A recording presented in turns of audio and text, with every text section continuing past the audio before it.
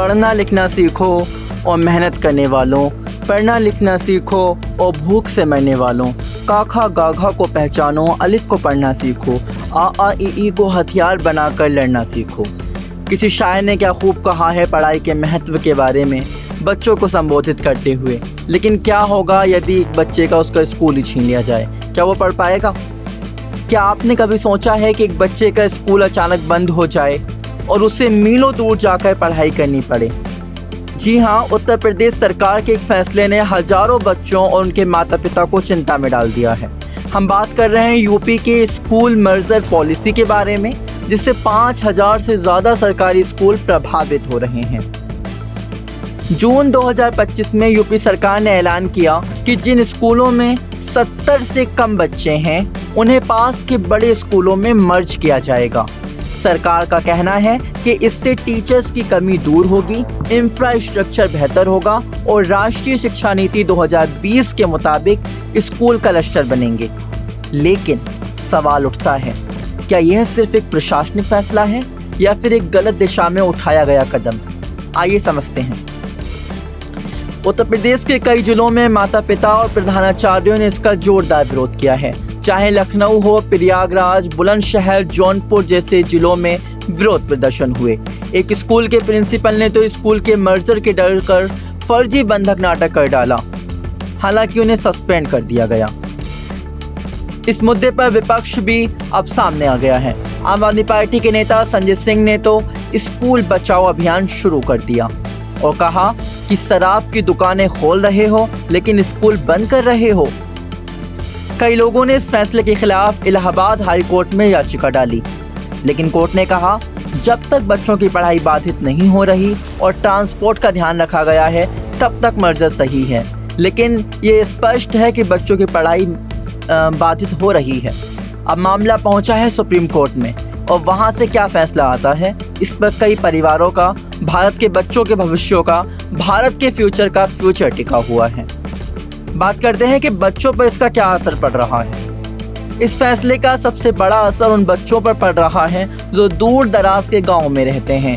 कई बच्चों को अब 3-4 किलोमीटर दूर जाकर स्कूल जाना होगा और ये रास्ता ना तो पक्का है ना ही सुरक्षित। क्या एक 6 साल का बच्चा ये दूरी रोज तय कर पाएगा? क्या सरकार ने इसकी पूरी तैयारी की है? सवाल और भी हैं।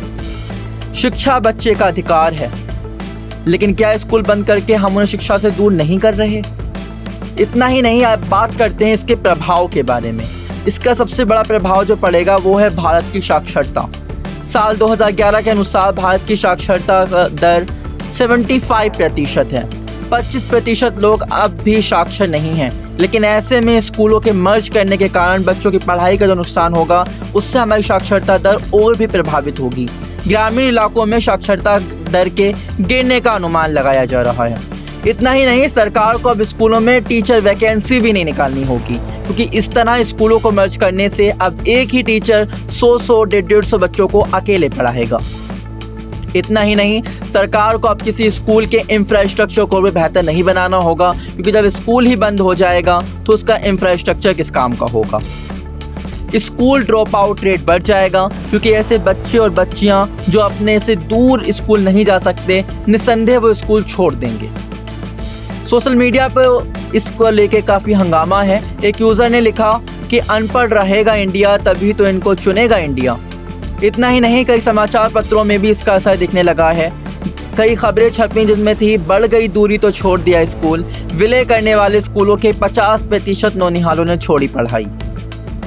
सोशल मीडिया पे कई मीम्स, कार्टून भी वायरल हो रहे हैं, जिसमें एक तस्वीर में दिखाया गया है कि एक प्राइमरी स्कूल है जिस पे ताला पड़ा हुआ है और अभिभावक कह रहे हैं कि हमारी नौकरी मत छीनो, तो वहीं उनके बच्चे कह रहे हैं हमारा स्कूल मत छीनो।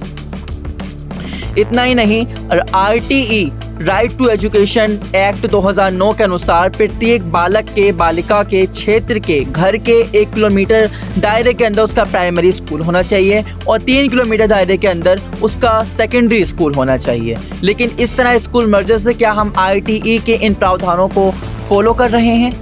सवाल और भी हैं। क्या ये नीति बच्चों के हित में है या सिर्फ सरकारी आंकड़ों को सुधारने का तरीका?